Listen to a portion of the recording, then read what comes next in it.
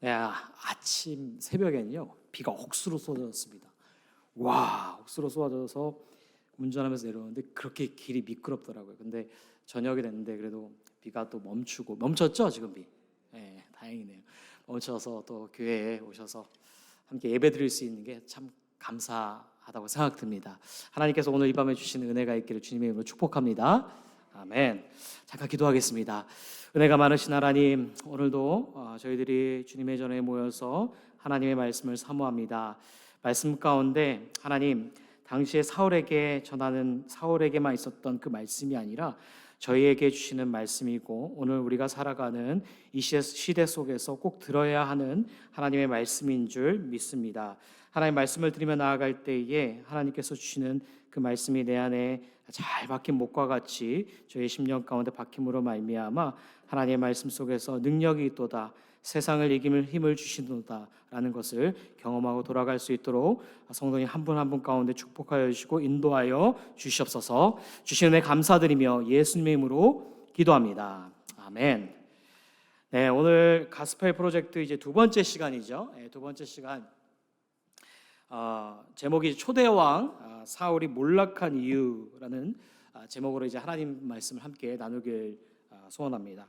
자, 여러분 함께 신학적 주제를 한번 읽어보겠습니다. 신학적 주제를 한번 함께 읽겠습니다. 시작. 하나님은 주님의 모든 명령에 온전히 순종할 것을 요구하십니다. 그렇죠? 하나님께서 자신의 명령 무엇일까요? 말씀이잖아요. 그 말씀을 어떻게 해요? 순종하길 원하신다라는 것입니다. 근데 오늘 가스펠 프로젝트는요, 그런 하나님의 말씀에 순종하는 데 있어서 방해의 요소들이 있는데, 그런 방해의 요소들이 사울에게 찾아온 것들을 우리가 볼 수 있습니다.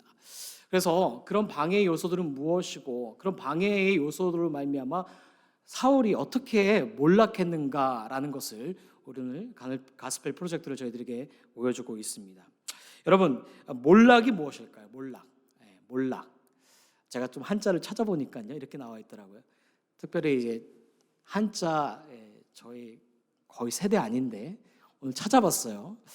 한자를 찾아보니까 몰락을 이제 빠질 몰자에 떨어질 락이라고 말하고 있습니다. 그러니까 무슨 말이냐면요, 시작은 좋게 시작합니다. 시작은 잘 시작하는데 서서히 어떻게 되어지는 것이냐면 무너지는 것, 넘어지는 것, 망가지는 것, 그것이 무엇이냐면 몰락이다라는 것입니다. 여러분, 사울이 어땠을까요? 사울은요, 처음에 굉장히 좋았습니다. 시작이 좋았다라는 것이죠. 왜 좋았는가? 첫 번째로 겸손한 사람이었습니다. 어느 정도로 겸손한 사람이었냐면은 하나님께서 이스라엘의 초대 왕으로 선택하시고 나서 그 사울이 어디에 숨었다라고 말하면 진보다리에 숨었습니다. 왜냐면요, 그가 초대 왕으로서, 이스라엘의 왕으로서 감당하지 못하기 때문에, 그래서 그는 진보다리에 숨을 만큼 사울은 겸손했던 사람이다라는 것입니다. 뿐만 아니라요, 그는 어떤 사람이었냐면요, 인내했던 사람입니다. 그가 초대 왕으로 발탁하고 나서요, 그 동네에서 어떤 사람들이 있었냐면 불량배들이 있었습니다. 불량배들이요, 사울을 바라보면서 막 조롱했습니다. 네가 무슨 왕이라고, 저 사람이 어떻게 이스라엘의 왕이야 라고 조롱했습니다. 근데 사울이 어떻게 했을까요? 막 칼을 빼서 휘두르고 사람들을 처단했을까요? 그러지 않았습니다. 그런 상황 속에서 어떻게 했냐면 그는 인내했던 사람입니다. 사울의 시작을 보게 되어지면 어떻습니까? 겸손했던 사람입니다. 그리고요, 인내했던 사람이 바로 사울의 모습이다라는 것입니다. 그런데요, 그가 어떻게 변화져 가는가? 처음에 시작은 좋았지만 서서히 어떻게 해요? 몰락해져 무너졌다라는 것입니다. 저는 말씀을 준비하면서 이런 생각을 해봤습니다. 그리스도인으로서요, 우리가 시작할 때 어떻습니까? 그리스도인으로서 예수를 만나고 그리고 죄에 대해서 회개하며 나아갈 때 어떻게 하셨어요? 눈물도 빼고 콧물도 빼고 그러지 아니하셨겠어요? 그죠? 저는 그랬어요. 막 엎드리고 막 울고 콧물 나면서 막 회개 기도하며 나갔던 그런 시작의 때가 있었습니다. 여러분들도 그러셨을 텐데, 특별히 저는 이제 목사 안수식 받을 때요, 어떤 고백을 하냐면요, 제가 했던 고백은요, 하나님께서 주신 마음을요 평생 지키면서 막 살아가겠습니다라는 그런 고백을 했습니다. 안수 받을 때 얼마나 그 황홀할 정도로 그런 기쁨이 있었냐면 그런 시작이 있었다라는 것이죠. 근데 시작은 좋았는데 시간이 지나가면 어떨까요? 그런 마음이 점점 더 무뎌져 가는 것을 제가 경험해 보게 되어집니다. 마음을 평생토록 지키게 살아가겠습니다라고 고백은 하지만 시간이 지나면 지날수록 그 마음을 지키고 있는가 긴가 민가 할 정도로 그런 시간을 제가 이렇게 지나왔던 적들이 있었던 것 같습니다. 저는 이 사울의 모습을 보면서 우리가 그리스도인에서 시작 굉장히 좋잖아요. 그런데 바라는 것이 있다면 나중도 아름답게 그리스도인의 모습으로 정말 우리의 인생을 여정을 다할 때까지 살아내면 좋겠다라는 것을 생각해 보게 됩니다. 사도 바울이 그랬잖아요. 너희가 성령으로 시작하고 육신으로 마치겠느냐. 그게 아니라 시작은 성령으로 시작하고 그리고 마지막도 어떻게 해요? 성령으로 끝내는. 처음에 시작 그리스도인의 좋았다면 나중의 삶도 어때야 돼요? 좋은 그런 아름다운 그 그리스도인의 모습으로 살아가면 좋겠다라는 것을 이 말씀을 묵상하면서 생각해 보게 되었습니다. 바라기는요, 저와 여러분의 모습 속에서 시작만 좋은 것이 아니라 이후의 모습 속에서도 하나님께 칭찬을 받고 그리고 아름다운 모습으로 그렇게 그리스도인의 삶을 걸어나갈 수 있기를 주님의 이름으로 축복합니다. 아멘. 자, 첫 번째 아까 무엇일까요?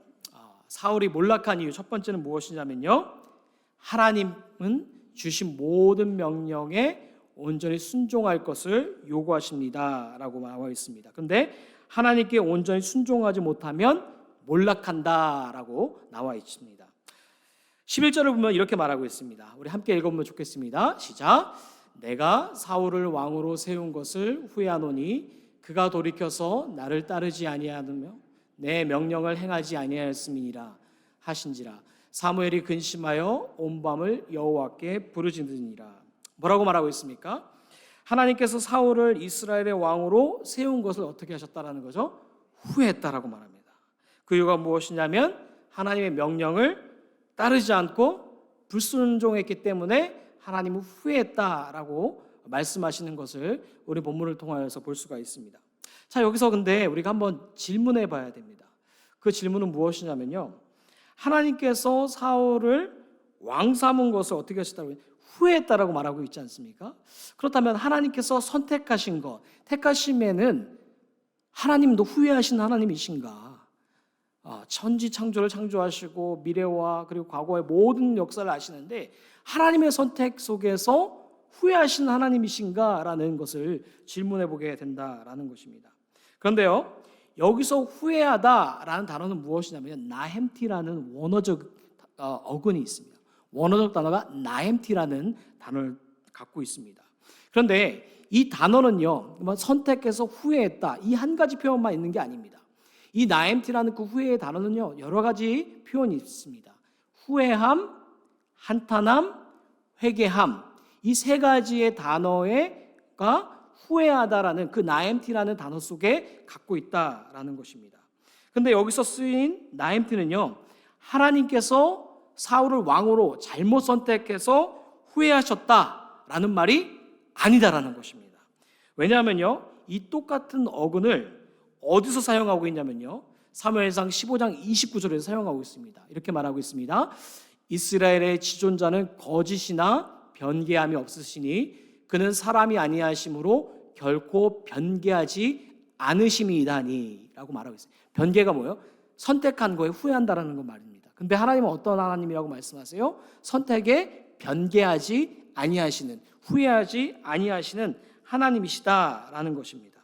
근데 여기서 쓰인 그 후회함, 그게 뭐냐면요, 후회함, 선택의 후회함을 말하고 있는 것입니다. 그런데 하나님은 어떠세요? 선택에 후회하지 않는 하나님이시다라는 것을 말씀하고 있다라는 것입니다. 자, 그렇다면 무엇인가? 이 똑같은 단어를 어디서 또 쓰고 있냐면요, 창세기 6장 6절에서 또 쓰고 있습니다. 이 6장 6절에 이렇게 말하고 있습니다. 땅 위에 사람 지으셨음을 한탄하사 마음에 근심하시고 라고 말하고 있습니다. 여기서 쓰인 한탄하사, 그 단어의 어근도 무엇이냐면요, 나햄을 쓰고 있습니다. 나햄. 그러니까 한탄함, 그 한탄함은 무엇입니까? 마음의 슬픔들, 마음의 안타까움을 나타나는 것이 한탄함이다라는 것이죠. 왜 창세기에서 하나님께서는 한탄하셨는가? 무엇일까요? 그것은요, 하나님께서 인간을 지으셨는데 그 인간을 지으신 땅 위에 무엇이 간영했습니까? 다름 아니라 죄가 간영했음을 우리가 알게 되어집니다. 그런 죄가 간영함을 보고선 하나님께서 어떻게 하신 것이죠? 한탄하셨다는 것이죠. 하나님 마음속에 아픈 심정을 나타난 그 한탄함이 있었다는 것입니다. 그러니까 하나님께서 사울을 왕을 선택한 걸 잘못 선택했어. 아이고야, 내가 잘못 선택했네. 후회하네. 이것이 아니라 하나님께서 그 단어를 쓰신 그 후회함은 무엇이냐면 사울이 하나님의 명령을 따라서 행해야 할 왕의 법도를 지키지 않고 하나님의 명령, 그 약속의 말씀을 따르지 않는 모습을 보면서 무엇이에요? 마음속에서 한탄함, 마음의 슬픔을 나타내시는 것이 바로 후회함이다 라는 단어를 11절에서 사용하고 있다라는 것입니다. 자, 그런데 사울은 하나님의 명령을 따르지 않고 불순종했는데 그 이유가 무엇인가? 이제부터 나오게 되어지죠. 15장 3절에 이렇게 말하고 있습니다. 함께 읽겠습니다. 시작. 지금 가서 아말렉을 쳐서 그들의 모 소유를 남기지 말고 진멸하되 남녀와 소아와 젖 먹는 아이와 우양과 낙타와 나귀를 죽이라 하셨다 하니, 하나님께서 뭐라고 말씀하세요? 모든 소유를 다 남겨라, 진멸하지 말라라고 말씀하세요? 아니면 진멸하라고 말씀하세요? 진멸하라고 말씀하세요. 그죠? 모든 소유를 남기지 말고 진멸하라라고 말씀하고 계시는 것을 보게 됩니다. 자, 그런데 사울은 어떻게 합니까? 9절에 이렇게 말하죠. 읽겠습니다. 시작. 사울과 백성이 아각과 그의 양과 소의 가장 좋은 것 또는 기름진 것과 어린 양과 모든 좋은 것을 남기고 진멸하기를 즐겨 아니하고 가치 없고 하찮은 것을 진멸하니라 라고 말합니다. 뭐라고 말하고 있습니까? 진멸하기를 즐겨하지 않았다는 것입니다. 그리고 하찮은 것만 진멸했다라고 말하는 것을 우리가 보게 됩니다. 하나님께서는요, 분명히 사울에게 뭐라고 말했습니까? 다 진멸하라고 말했습니다. 그죠? 아말렉 사람과 가축을 남기지 말고 그 모든 것들을 다 진멸하라고 말하였습니다. 근데 왜 진멸하라고 말하였는가? 그것은 무엇이냐면요, 당시에 이스라엘 백성들에게 있어서요, 하나님께서 가나안 땅에 들어가고는 그런 영토를 주시고자 하는 의미가 있지만 그런 영토를 주시기 위해서 사람들 다 진멸하라는 그런 의미를 넘어선 의미가 있습니다. 그 의미는 무엇이냐면요, 가나안 민족을 통해서 우상 숭배와 가증한 일들을 배우지 못하게 하기 위해서 그 모든 것들을 진멸하라고 말씀하셨다라는 것입니다. 그래서 하나님은 미리 그들의 모습을 아시고 가축과 좋은 것들 그것을 남기지 말고 다 진멸하라고 했는데 사울은 어땠습니까? 진멸하기를 즐겨하지 않았다라는 것입니다. 그리고 자신의 눈에 보이는 것, 좋은 것을 남겼는데 그것은 무엇이냐면 아말렉 왕 아각을 살려두고 그리고 양과 소와 그 중에서 좋은 것들을 남겨두는 그 사울의 모습을 바라보게 된다라는 것입니다. 왜 사울은 아각 왕을 살려두고 그리고 양과 소 중 좋은 것들만 남겨두고 있었을까? 그 이유가 무엇이냐면요, 당시에 전쟁을 갖게 되어지면요, 전쟁에서 승리하게 되어지면 무엇을 취하게 됩니까? 다름 아니라 전리품을 취하게 됩니다. 이건 일반적으로 당시의 고대 근동 사회에서 일어나게 되어지는 일들이었습니다. 그런데 왜 아각 왕을 포로로 데려와서 살려두었냐면 그에게 있어서 포로로 데려가게 되어지면 살려두게 되어지면은 그가 명예를 얻고자 했던 것입니다. 그러니까 아각 왕을 죽이지 않고 살려가게 되어지면요, 자신의 승리를 오랫동안 무엇이에요? 자축하게 되어지는 그런 의미가 있었다라는 것입니다. 이것을 우리는요, 사무엘상 15장 12절을 보게 되어지면요, 사울이 무엇을 세우냐면요, 기념비를 세우게 되어집니다. 기념비를 세우는 것은 무엇입니까? 자신의 명예를 드러내고자 하였다라는 그 욕심이 있었다라는 것입니다. 그러니까 아광왕을 살려두게 되어진 것은 무엇이냐면 그에게 있어서 명예의 욕심이 있었다라는 것입니다. 그리고 또 하나, 좋은 소와 양을 얻은 것은 무엇이냐면 그가 부를 축적하고자 하는 그러한 마음이 있었다라는 것입니다. 그래서 사울은 이런 모습을 사울에게 뭐라고 말하냐면요, 19절에 이렇게 말하고 있습니다.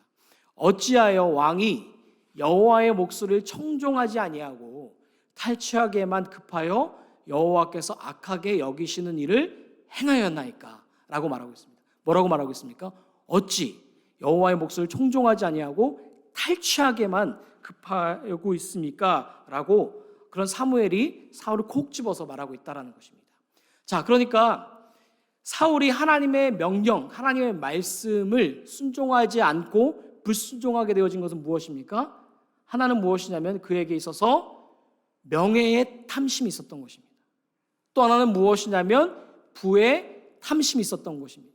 그런 탐심으로 말미암아 하나님의 명령을 듣지 않고 불순종한 사람, 그것이 바로 사울의 모습이었고, 그런 사울에 가져 있는 그 탐심이 결국 몰락의 길로 걷게 되어지는 단초가 되었다라는 것을 성경은 우리에게 말하고 있다라는 것입니다. 여러분, 탐심이 무엇일까요?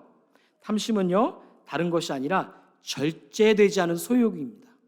내가 무엇인가 가지고 있는데 그것을 가진 것에 만족하지 못하고 더욱더 가지고자 하는 것, 소유를 더욱더 누리고자 하는 것, 그것이 바로 탐심이다라는 것입니다. 저는요, 프랑스 작가 중에서요, 알베르 까미의 작품을 좀 좋아합니다. 알베르 까미의 작품 중에서요, 오해라는 그런 소설이 있는데요, 그 중에 있어서요, 굉장히 인상 깊은 글이 있습니다. 어떤 글이냐면요, 가난한 여인이요, 남매를 데리고 살고 있었습니다. 너무 가난하다 보니까요, 어떻게 살아야 되는가, 어떻게 살면 좋은가, 항상 이런 생각 속에 있었습니다. 그런데 남매이니까 그 아들이요, 그 가난을 이기지 못하고요, 집을 뛰쳐나갑니다. 그래서 아들은 나갔지, 그리고 딸하고 그리고 엄마하고 같이 살아가면서 어떻게 삶을 살아야 될까 하다가 마침내 생각해낸 것은 무엇이냐면, 그 사람들이 살고 있었던 곳이 강가 주변에 살고 있었습니다.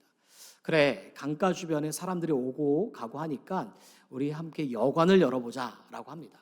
그래서 여관을 엽니다. 여관을 열다 보니까요, 사람들의 발길이 많아졌어요. 많아지다 보니까 어떻게 했습니까? 물질이 조금씩 축적되어지지 않았겠습니까? 야, 근데 이 물질 갖고, 이 돈 갖고 안 될 것 같아. 우리가 한번 좀 더 생각을 해보자, 궁리해보자 하면서 그 딸과 궁리한 것이 무엇이냐면요, 그 여관에 머무는 사람들에게 무엇을 타서 주냐면요, 수면제를 타서 먹입니다. 그러고 나서 수면제를 먹고 난 그 손님이 가지고 있는 그 지갑을 탈취해서 그 지갑 안에 있는 돈을 훔치게 되어집니다. 그리고 지갑은 갖다 놓게 되어지죠. 이러한 일들을요, 계속적으로 반복적으로 하게 됩니다. 어느 날은요, 멋진 신사가요, 그 도시에서 멋진 신사가 그런 여관에 머물게 되어집니다. 똑같이요, 그 엄마와 딸은 무엇을 하기 시작하게 되어지면, 그래, 수면제를 타서 그 멋진 신사에게 먹이게 됩니다.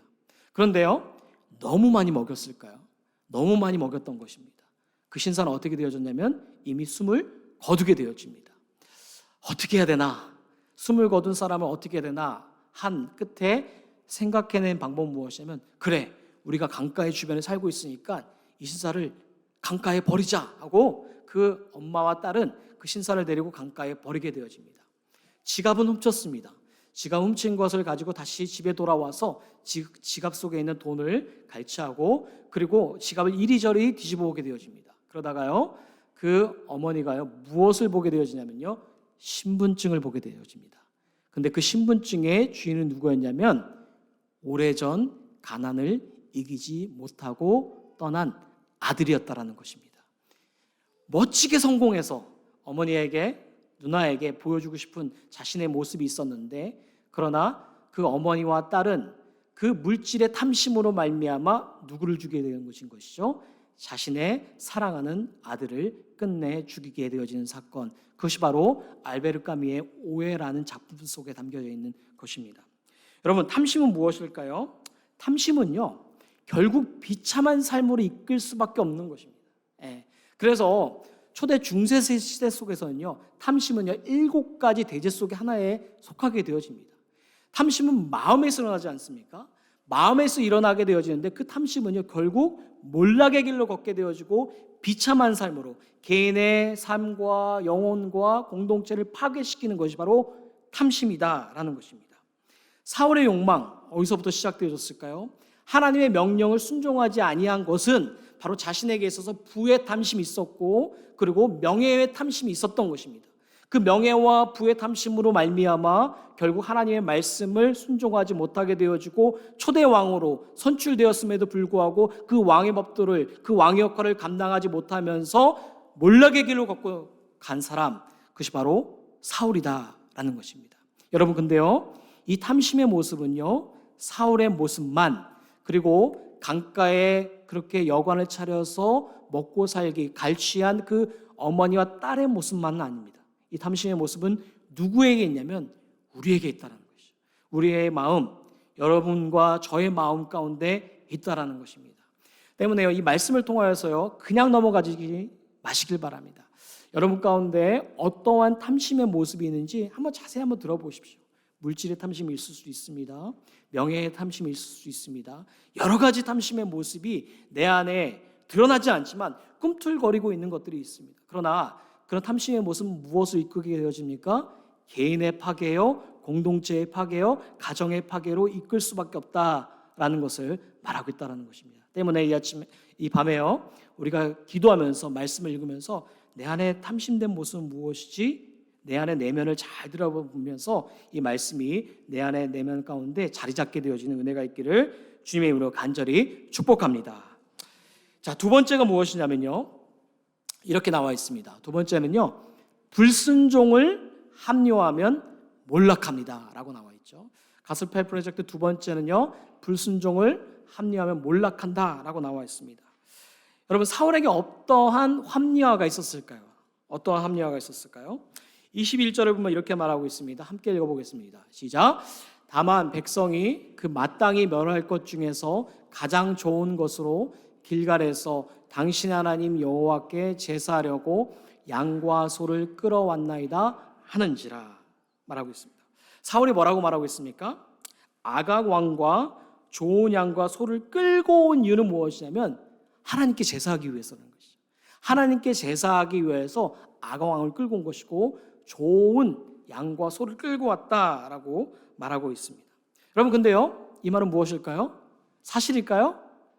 사실이 아니죠. 핑계입니다. 언제 하나님께서 이런 말씀하셨습니까? 야, 사울아, 너가 아말렉 전투에 가게 될 거야. 전투 가게 되어지면은 거기 좋은 양이 있어, 좋은 소가 있어. 그거 끌고 와야 된다. 그리고 나한테 와서 제사해야 된다. 하나님께서 말씀하셨을까요? 안 하셨어요. 뭐라고 말씀하셨습니까? 진멸해라 라고 말씀하셨습니다. 무엇입니까? 핑계이다. 어떤 핑계입니까? 자기를 합리화시켜서 사울에게 말하고 있다는 것입니다.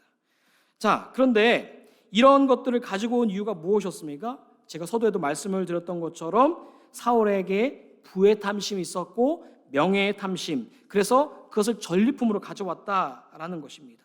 그리고 또 하나는 무엇이냐면요, 사울이 이렇게 말했습니다. 다만 백성이 그 마땅히 멸할 것 중에서 가장 좋은 것으로 길갈에서 가져왔다라고 말합니다. 누가 가져왔다라고 말하고 있습니까? 사울이 가져왔다라고 말하고 있습니까? 아니죠. 다만 백성이 가져왔다라고 말하고 있습니다. 백성이 가져온 게 아니죠. 백성이 가져왔더라도 누가 허락을 해야 되는 것이죠? 왕의 허락을 하지 않으면은 그런 것들 전리품을 가져올 수 없었던 것입니다. 그런데 사울의 모습을 보게 되어지면요, 여기서 누굴 뺀 거죠? 사울을 빼고 백성에게 책임을 전가하면서 백성들에게만 책임이 있고 백성들이 문제여서 좋은 양과 좋은 소를 끌고 와서 제사하려고 했다라고 누구를 합리화하고 있습니까? 자신을 합리화하는 사울의 모습을 보게 된다라는 것입니다. 이런 모습 속에서요, 사무엘이 뭐라고 말합니까? 사무엘은요 15장 22절에 이렇게 말하고 있습니다. 유명한 말이죠. 함께 읽어보겠습니다. 시작. 이르되 여호와께서 번제와 다른 제사를 그의 목소리를 청종하는 것을 좋아하심같이 좋아하시겠나이까?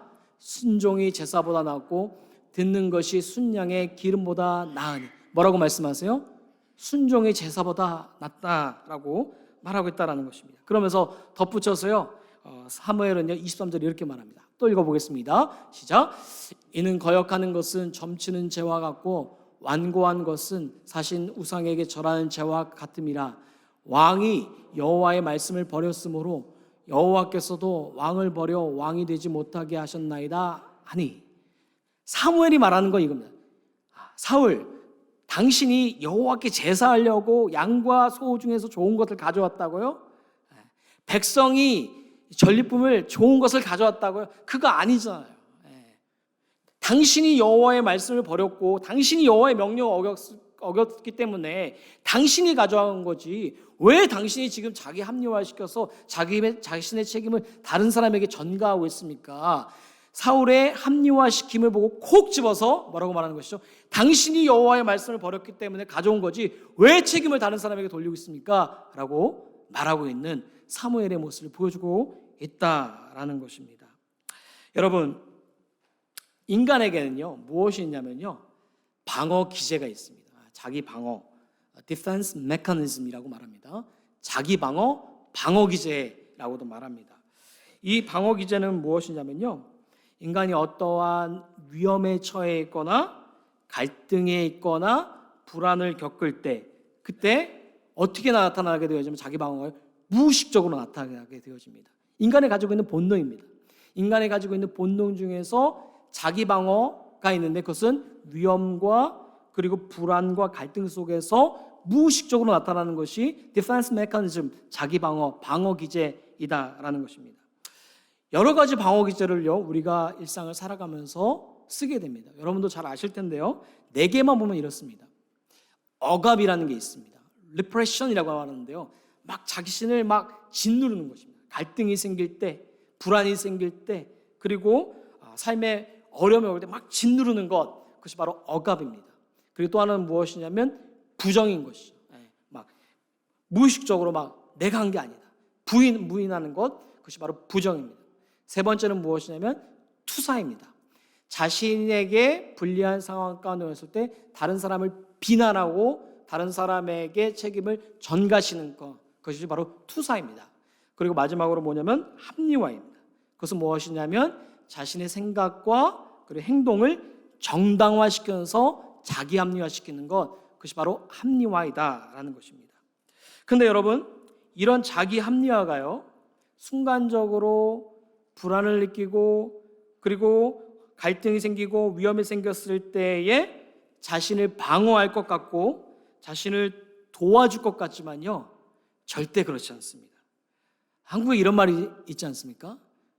먼지 털어서 뭐라고 하죠? 털어서 헷갈린다. 털어서 먼지 안 나는 사람이 없다. 그죠? 털어서 먼지 안 나는 거 없어요. 아무리 자기 합리화를 시키고 교묘히 속여도요 어떻습니까? 털어서 먼지 안 나는 사람이 없다라는 거예요. 결국엔 드러나게 된다라는 것입니다. 아무리 자기 합리화시켜도 결국에 드러나게 되어지는 것, 모습이다라는 것입니다. 그리고 이런 자기 합리화에 빠지게 되어지면 무엇이 나타나게 되어지냐면 현실을 왜곡하게 되어집니다. 아무리 진리여도요 거짓 받아들이는 것이 바로 자기 합리화를 가진 사람의 특징이다라는 것입니다. 그래서 진리를 진리대로 바라보지 못하고 거짓을 거짓으로 바라보지 못하게 하는 것, 그것이 바로 자기 합리화의 특징이다라는 것입니다. 여러분 중에 사무엘상을 읽어보신 분이 계시죠, 그죠? 우리가 공동체 성경 읽기를 하지 않습니까? 사무엘상을 쭉 읽어보십시오. 읽어보다면요 사울이요 자기 합리화에 빠진 모습이 여기만 있는 것 같잖아요. 그렇지 않습니다. 사무엘상을 쭉 읽다 보면요 이 사울은 자기 합리화에 빠져서 그 죽을 때까지 자기 합리화의 그것 가운데 나오지 못하는 모습 가운데 있는 모습이 사무엘의 모습이다라는 것입니다. 자, 그렇다면은 어떻게 가져야 되는가? 어떤 생각을 가지고 어떤 마음을 가져야 되는가? 그것은요 다른 것이 아닙니다. 무엇이냐면 transparent 해야 됩니다. 무엇이죠? 투명해야 된다는 것이죠. 투명성을 가진 사람은 이길 사람이 없습니다. 투명성이 중요한 것이죠. 투명성이 있을 때에 내 자신에게 있는 그 오류를 인식하게 되어지고 그리고 내가 처해져 있는 거짓과 모순 상황 속에서 그것을 올바르게 인식하게 되어지고 자기 합리화에 빠지지 않게 된다라는 것입니다. 그런데 사울은 어떻습니까? 투명하지 않았죠. 양과 소 가져온 것은 하나님께 제사하기 위해서 가져왔습니다. 내가 가져온 것이 아닙니다. 백성이 가져온 것입니다. 투명하지 않았습니다. 투명해야 된다는 것이죠. 투명하게 되어질 때에 결국 자기 합리화에 빠지지 않게 되어지지만, 그러나 사울은 자신이 투명하지 못하고 자기 합리화에 빠져서 어떤 길을 걷게 되어집니까? 자기 몰락의 길을 걷게 되어지는 것, 그것이 바로 사울의 모습을 보여주고 있다라는 것입니다. 여러분, 또한 이 모습은요 우리의 모습이기도 합니다. 자기 합리화 잘 안 하시죠? 안 하시죠? 하세요? 합리화 하시는 분들도 많이 계세요. 근데 기억하셔야 되는 것은 무엇이냐면 자기와 합리화 시키게 되어지냐면 아까도 말씀드렸던 것처럼 거짓을 거짓으로 보지 못하고 진실을 진실로 바라보지 못하고 왜곡되게 바라보게 되어진다는 것을 기억해야 된다라는 것입니다. 바라기는요 저와 여러분 가운데 어떠한 모습이 있어야 되는가? 하나님 앞에서나 사람 앞에서나 투명한 사람이 되길 바랍니다. 한 사람만요 하나님 앞에서나 사람 앞에서나 어떻게 해요? 투명할 수 있길 바랍니다. 그래서 하나님께서 바라보시기에 사람이 바라보기에 부끄럽지 않은 인생을 저와 여러분들이 걸어내기를 간절히 축복합니다. 아멘. 자, 마지막입니다. 마지막 세 번째. 무엇을 말하고 있냐면요. 사람들의 인정에 목말라 하면 몰락합니다. 라고 말하고 있습니다. 그런 모습을 24절에 말하고 있는데 한번 읽어보겠습니다. 시작. 사울이 사무엘에게 이르되 내가 범죄하였나이다. 내가 여호와의 명령과 당신의 말씀을 어긴 것은 내가 백성을 두려워하여 그들의 말을 청종하였음이니이다 라고 말합니다. 이제 사울은요 들킬 대로 들렸어요. 털어서 먼지는 안 나온 적 없듯이 사무엘에게 다 들켰습니다. 그럼 뭐라고 말합니까? 내가 범죄였다라고 자신의 범죄를 시인하는 것을 우리가 바라보게 됩니다. 자, 그런데 하나님의 말씀을 명령을 어기고 듣지 않고 순종하지 못한 그런 모습이 어떻게 나타났었는가? 그것은요 무엇을 두려워했다고 말합니까? 내가 백성을 두려워하여 라고 말하고 있다는 것이죠. 백성들의 말이 더 두려운 것이죠. 하나님의 말보다 백성들의 말을 더 두려워했던 것, 그 사람이 바로 사무엘의 모습이다라는 것입니다. 여러분 정치가에게 있어서요 백성들의 말은 무엇일까요? 백성들의 말은요 굉장히 결정적으로 영향을 미칠 때가 참 많습니다. 힘이 있는 정치가도요 군중들의 말이요 정치적인 결정에 있어서 왔다 갔다 할 때가 참 많습니다. 저는요 그런 예시 중 하나가요 2016년에 한국에서 어떤 일이 있었냐면요 광화문 그 앞에서 촛불 시위 집회가 있지 않았습니까? 그때 모인 숫자가 몇 명이냐면요 2016년 마지막 날 조사해 보니까 1,000만 명이 모였다고 합니다. 한국 사람이 5천만 명인데 지금 좀 늘었지만 5천만 명인데 5분의 1이 광화문 광장 앞에 모여서 촛불 시위 집회했던 그때였다라는 것이죠. 그때 그 숫자로 말미암아 그 시위로 말미암아 어떤 일이 벌어졌냐면 대통령의 탄핵이라는 사건들이 결정적인 역할을 가담하게 되어진 것을 우리가 보게 됩니다. 그만큼요 군중들의 말은요 어떠한 결정에 있어서 결정적인 영향을 미치는 것을 우리가 알 수가 있습니다. 그런데요 이런 백성들의 말, 군중들의 말은요 어떻게 되어지냐면요 잘못된 길로 인도할 때가 있습니다. 저는 그 중에 하나가 이 사건이 아닌가 생각이 되어집니다. 예수님께서 빌라도 앞에 법정 앞에 쓰시지 않습니까? 근데 빌라도는요 예수님의 제목이 있었다고 믿었습니까? 없었다고 믿었습니까? 없었다고 믿었습니다. 그런데 그 앞에서 누가 못 박아라 죄가 있다 말하고 말하였습니까? 군중들이었잖아요. 바리새인들, 서기관들 그 군중들이 예수의 죄가 있고 그 제목 가운데 십자가에 못 박아라 라고 말하지 않았습니까? 그때 빌라도는 죄가 없음을 분명히 알았음에도 불구하고 백성들의 말로 말미암아 판세가 뒤집어서 예수님께서 십자가에 못 박히시는 그 사건들을 우리가 바라보게 된다라는 것입니다.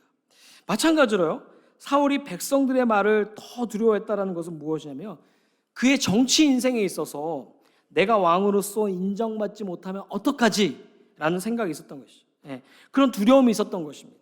그래서 사울은요 사람들에부터 자신이 어떻게 비치게 되어질까 그런 인정 욕구가 마음 가운데 가득히 담겨져 있는데 그때에 하나님의 말을 외면하고 누구의 말을 들었던 것입니까? 바로 백성들의 말을 더 듣게 되었다라는 것입니다. 그러다 보니까 어떻게 되어집니까? 분별력을 잃어버린 것입니다. 그러다 보니까 어떻게 되어집니까? 잘못된 선택으로 말미암아 이스라엘 왕으로서 그 인정 욕구 가운데 매몰되어서 이스라엘 왕으로서 하나님의 그 법도와 명령을 따라 살아가야 할 사울의 모습 속에서 어떤 모습으로 걸어가게 되어진 것이죠? 바로 몰락의 길을 걷게 되어졌다라는 것입니다. 여러분 인정 욕구는요 바로 이런 것입니다. 인정 욕구는 다른 것이 아니라요 남의 시선 속에서, 타인의 시선 속에서 내가 어떻게 비춰질까 하는 모습 속에서 내가 인정받아야 되는 것이죠. 내가 드러나야 되는 것입니다. 내가 드러나지 않고 인정받지 못하면 실패했다고 생각되어지는 것이 바로 마음 가운데 숨겨져 있는 인정 욕구이다라는 것입니다. 오늘날은요, 그 인정 욕구가 대단한 시대 가운데 살아가고 있습니다. 여기 중에 SNS를 여러분 중에 사시는 분들도 계시지만 페이스북이나 인스타그램이나 유튜브나 그런 것을 사용하게 되어지면요, 사람들이 화려한 옷, 맛있는 음식, 그리고 장소, 차들 다 올리지 않습니까? 근데 실상을 들여다보게 되어지면 무엇이냐면요, 사실 내 차도 아닌데 내 차 옆에서 사진 찍는 거예요. 그죠? 그리고 음식도 어쩌다가 1년 만에 한 번 먹거나 몇 개월에 한 번 먹는데 사진 찍어서 올려놓는 것입니다. 그리고 유명한 곳에 가서 유명한 사람과 사진을 찍는 이유가 있다라는 거죠. 왜 그렇습니까? 이걸 올리면 나를 좀 대우해 주겠지. 나 이런 사람이야. 이런 것을 올리면 나를 좀 인정해 주겠지라는 그런 인정 욕구가 있다라는 것입니다. 그런데 한국에서 어떤 일이 있게 되어지냐면요, 한국에서는요, 음식점 홍보하고 그리고 연예인 홍보하는 것도 많이 하게 됩니다. 그런데 이런 홍보하는 것들을 돈을 주고 홍보한다는 거죠. 그러니까 좋아요, 라이크, 이거 아시죠? 좋아요 아시죠? 아시는 것 같은데 모르는 것 같기도 하시고, 좋아요 누르고 그리고 라이크 누르려면요 20전, 하나에 20전, 그리고 20불 주게 되어지면 1000개씩 달리게 되어지는 그런 루트를 통해서 조작하면서 그런 것들을 하게 된다는 것입니다. 지금도 제 설교를 누군가 보시고 계시겠지만, 설교를 보게 되어지면 유튜브에 보면 라이크하고 디슬라이크 있습니다. 좋아요하고 싫어요 있잖아요. 좋아요 누르면 좋겠는데 싫어요 누르면은 마음 가운데 요동이 치어지게 되어지는데, 어쨌든 간에 이런 좋아요, 싫어요에 굉장히 민감한 시대 가운데 살아가고 있다는 거예요. 왜 그렇습니까? 인정받지 못할까 봐 두려워하는 마음이 있다는 것입니다. 교회 안에서도 마찬가지지 않습니까? 내가 누구인데 내가 이런 일들을 했어. 인정받아야 되는 것이잖아요. 제가 사역하다 보면 많은 분들을 만나게 되어집니다. 많은 분들을 만나게 되어지면 드러내지 않아도 되는데 막 드러내시는 분 계세요. 자랑하지 않아도 되는데 막 자랑하시는 분이 계세요. 그러면 옆에서 있다 보면요 굉장히 지칩니다. 가만히 있으면은 이렇게 중간이라도 가시는데 다 아시거든요. 근데 일부러 드러내셔서 홍보하시는 분이 계세요. 그러면은 좀 피곤합니다. 어쨌든 간에 왜 그렇습니까? 마음 가운데 인정 욕구가 있다라는 것입니다. 사울의 모습이 있다, 이런 모습이다라는 것이죠. 나 백성에게 인정받지 못하면 안 되는데, 내 왕으로서 채통이 서지 않은데 인정받아야 되는데, 그래서 어떻게 합니까? 하나님의 말씀을 외면하게 되어집니다. 그리고 누구의 말을 청종하게 되어지는 것이죠? 백성들의 말을 청종하게 되어집니다. 그의 모습 속에서 그 진리는 하나님한테 있는 것이 아니라 그 진리는 백성들에게 있다라는 생각 속에서 백성들의 그 말을 청종하면서 인정받고자 하는 그 욕구가 강하게 드러나 있다는 것입니다. 그 인정 욕구가 강하게 되어졌을 때 내 모습으로 살아가는 것이 아니라 나와는 다른 사람의 모습, 내가 아닌 사람의 모습으로 살아가게 되어지는데, 사울 어떻습니까? 처음의 모습은요 겸손했던 모습, 그리고 인내했던 모습, 그리고 그런 모습들이 사울이 왕으로서 살아가면서 그런 모습은 온데간데 없고, 이내 남게 되어진 모습은 무엇입니까? 그의 마음 가운데 탐심이요, 그의 모습 가운데 자기 합리화요, 그의 모습 가운데 인정 욕구로 말미암아 결국은 사울은 어떠한 비참한 인생을 맞이하게 되어집니까? 다름 아니라 몰락의 길을 걷게 되어지는 비참한 왕이 되어진다라는 것입니다. 이런 모습들은요, 저는 성경이 굉장히 저희들에게 잘 시사하고 있다라고 생각이 듭니다. 이런 모습들은 우리가 실제 삶을 살아가면서 겪고 있는 문제이고, 그리고 갈등 가운데 놓여져 있는 모습인데, 사울의 모습을 통하여서 나의 내면을 들여다보게 되어지고, 내면 속에서 해결받아야 할, 하나님 앞에서 해결받아야 될 모습이 무엇인지 성경을 통하여서 저희들에게 잘 드러내고 있음을 저는 기억하게 됩니다.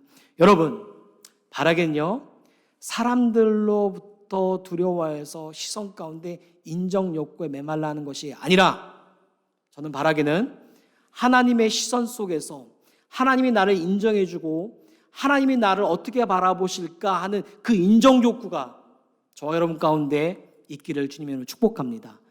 아멘. 그런 모습이 오늘 이 밤에 기도하시면서 있기를 간절히 주님의 이름으로 축복합니다. 기도하겠습니다.